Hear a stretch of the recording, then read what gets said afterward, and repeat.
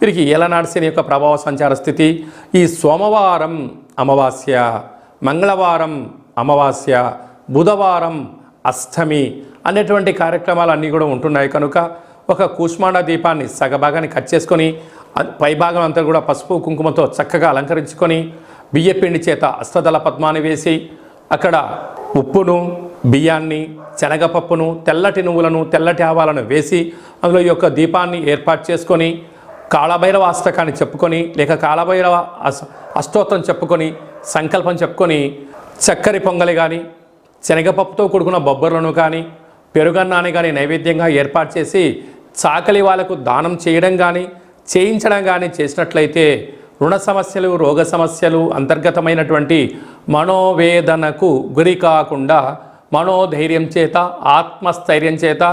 మీరు విజయం మీనరాశి వారి సొంతం అవుతుందని చెప్పి గమనించగలగాలి.